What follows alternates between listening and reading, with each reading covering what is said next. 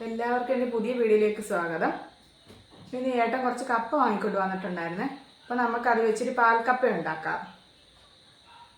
കപ്പ ഇതുപോലെല്ലാം പൊടിച്ച് കഴുകിയെടുത്തിട്ടുണ്ട്. ആ ഗ്രാവലൊക്കെ അല്ല അരിഞ്ഞ് കഴിയുമ്പോൾ കഴുകിയാൽ ശരിയാകത്തില്ല. അതുകൊണ്ട് ഞാൻ കഴുകിയെടുത്തിട്ടുണ്ട്. എന്നിട്ടെല്ലാം ഇതുപോലെ വലിയ കഷ്ണങ്ങളാക്കി അരിഞ്ഞെടുത്തിട്ടുണ്ട്. ഒന്നുകൂടെ കഴുകി ഞാൻ അടപ്പേ വെച്ചിട്ടുണ്ട്. അല്പം ഉപ്പുപൊടി കൂടി ചേർത്ത് വയ്ക്കാം. അപ്പോൾ പെട്ടെന്ന് ഇതങ്ങ് കപ്പ വെന്ത് കിട്ടും. ഇതിലുള്ള തേങ്ങാപ്പാൽ തയ്യാറാക്കാം. അപ്പോൾ തേങ്ങ ഞാൻ മിക്സിയിലേക്ക് ഇട്ടിട്ടുണ്ട്. ഇതേപോലെ ഒന്നാം പാലും രണ്ടാം പാലും ഞാൻ എടുത്തിട്ടുണ്ട്. അപ്പം കപ്പയ്ക്കെല്ലാം തിള വന്നിട്ടുണ്ട്. അപ്പം എല്ലാം വെന്തിട്ടുണ്ട്. എന്നാൽ പെട്ടെന്ന് വലിയ വേവില്ലാത്ത കപ്പയാണ്. ഇനി നമുക്കിത് നൂറ്റാം. ഇനി ഇതിലുള്ള അരപ്പ് തയ്യാറാക്കാം. ചുവന്നുള്ളിയും വെളുത്തുള്ളിയും കാന്താരിയും കൂടെ എടുത്തിരിക്കുന്നത് മിക്സിയിലിട്ട് ചതച്ചെടുത്തിട്ടുണ്ട്. കപ്പയെല്ലാം ഊറ്റിയിട്ടുണ്ട്. ഇനി ഈ അരപ്പ് ഇതിലേക്ക് ഇട്ട് കൊടുക്കാം നമുക്ക്. ഇനി ഇതിലേക്ക് രണ്ടാം പാലെടുത്ത് വെച്ചിട്ടില്ലേ, അതുകൂടി ഒഴിച്ചിട്ടൊരു 3 മിനിറ്റ് നമുക്കിതുപോലെ അടച്ച് വെച്ച് കൊടുക്കാവേ. പെട്ടെന്ന് തന്നെ ചെയ്യാവുന്നേ ഉള്ളൂ. ഇത് വലിയ സിമ്പിളായിട്ടുള്ള ഇതാണ്. പക്ഷെ നല്ല ടേസ്റ്റാണ്. തേങ്ങാപ്പാലൊക്കെ ഒഴിക്കുമ്പം നല്ല ടേസ്റ്റാണ് മീൻകറിയുടെ കഴിക്കാൻ. അപ്പോൾ ഇത് അടച്ച് വെച്ച് കൊടുക്കുക. ഒരു 3 മിനിറ്റ് ഇങ്ങനെ ആവിയിലിരുന്നിട്ടുണ്ട്. അപ്പോൾ ഇതെല്ലാം ഞാൻ ആവിയിൽ നിന്ന് എടുത്തിട്ടുണ്ട്.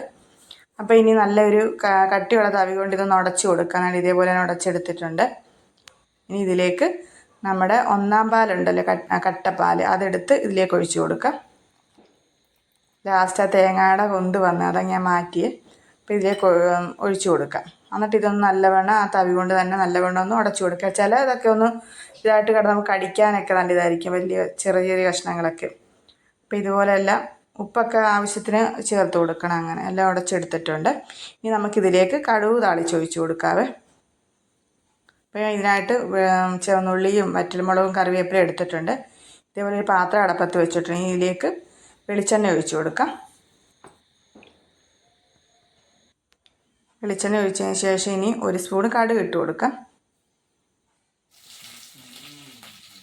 കടുക് ഇട്ടിട്ടുണ്ട്. ഇനിയും വറ്റൽമുളകും നമ്മുടെ കൊച്ചുള്ളി അരിഞ്ഞതും പിന്നെ കറിവേപ്പില എല്ലാം കൂടി ഇട്ട് കൊടുത്ത് നല്ലവണ്ണം ഒന്ന് നമുക്ക് ഇതുപോലെ വാർത്തെടുക്കാം. അപ്പോൾ ഇതെല്ലാം ഇത് എടുത്തിട്ടുണ്ട്. ഇതിലേക്ക് ഒഴിച്ച് കൊടുക്കാവേ. ചൂടോടുകൂടി കഴിക്കാനാണ് നല്ലത്. അല്ലെങ്കിൽ ഇതാകും തണുത്ത് കഴിഞ്ഞാൽ. ചൂടോട് നല്ല ടേസ്റ്റാണ്. മത്തിക്കറിയോ ചൂരക്കറിയൊക്കെ ഉണ്ടെങ്കിൽ അതിൻ്റെ കൂടെ നല്ല ടേസ്റ്റാണ് കഴിക്കാൻ.